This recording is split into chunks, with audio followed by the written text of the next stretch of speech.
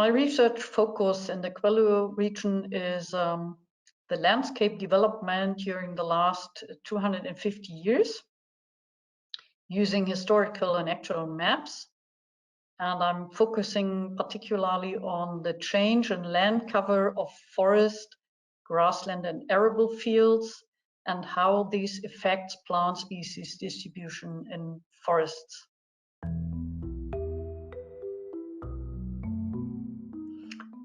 I've been working in the Quillow region since mid-1990s, not continuously, but on and off for particular projects.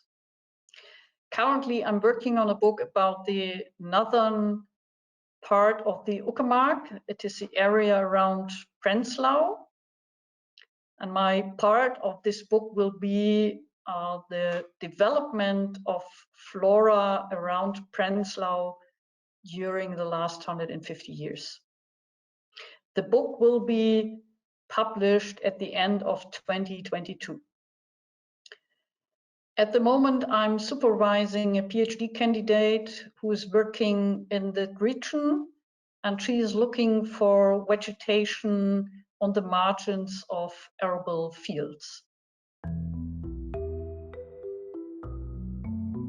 The Quillow catchment is located in the northern part of the Uckermark.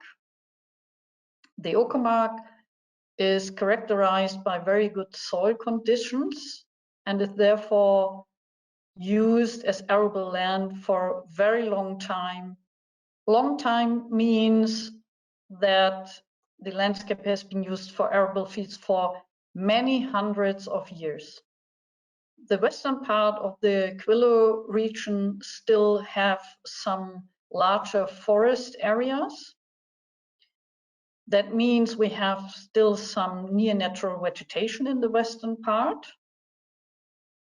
And this is due to the fact that the soils are loamy or clay and waterlogging may occur. In other words, the soils are too wet, and additionally, the terrain is too hilly to use it as arable fields. On the oldest map, which was produced around 1780, we can still see large forest areas in the Quillow catchment, but around 100 years later only, we can see that many parts of this forest have been cleared and converted into arable fields that can be clearly seen on the so-called Prussian map, which was produced around 1890. Characteristic for the cultural landscape in the Quillow, as for the whole of Brandenburg, are so-called former manors or manor houses together with manor parks. Many of these manors have been established around 1840 and exist only until 1940. In the former district Prenzlau, there were 62 manors in former times. For example, in Arendsee, Damerow, Dedelow, Rittgarten, and Schönermark. Some manor houses and associated parks don't exist. Many of them have been liquidated in GDR times. The houses have been demolished and the parks have been destroyed in such a way that even some estates have been built on. However, many manors have remained in the landscape to see that they have been characteristic landscape elements in former times.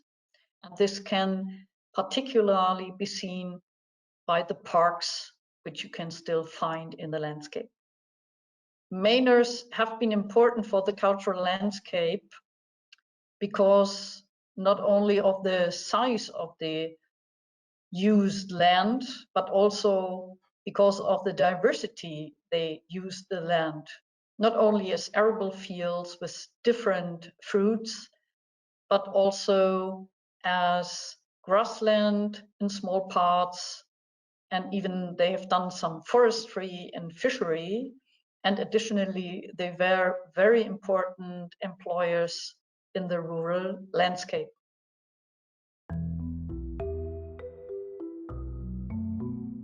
The Quillow region was already largely forest-free by 1890, but predominantly used for arable farming.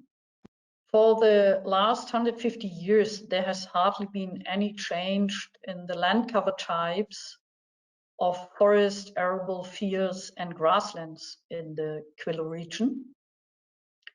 The grasslands even play a minor role. Only 15% of grasslands have been covered throughout the 100 of years.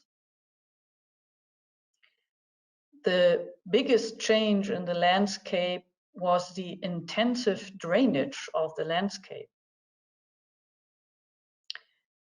Even small kettle holes, which have been developed during the Ice Age, have been leveled out, and that means it was another kind of drainage of the landscape.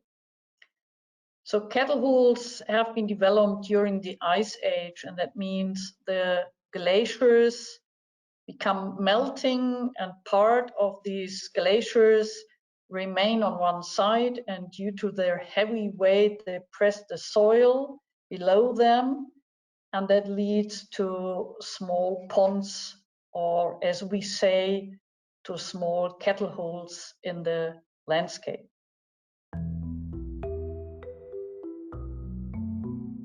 My favorite place in the Quillow region is the Kicker. The Kicker is a forest area which remains in large parts as a near natural forest area. And this is a very rare case in the landscape. It means we found less traces of human activities in this forest area. I already mentioned that the Quillow region is largely used as agricultural land. And that means that we have a more or less cleared landscape. We often say that means the chance to find a diversity of plant and animal species is quite low. And for that reason, we are highly interested to know to what extent can manure parks contribute to the diversity of plant and animal species in that region. The manure parks may be of high interest for plant and animal species diversity because we know that the owner of the manures and their associated parks have planted a lot of different woody species in these parks. That's why we assume they can contribute highly to the diversity of plant and also animal species in that region.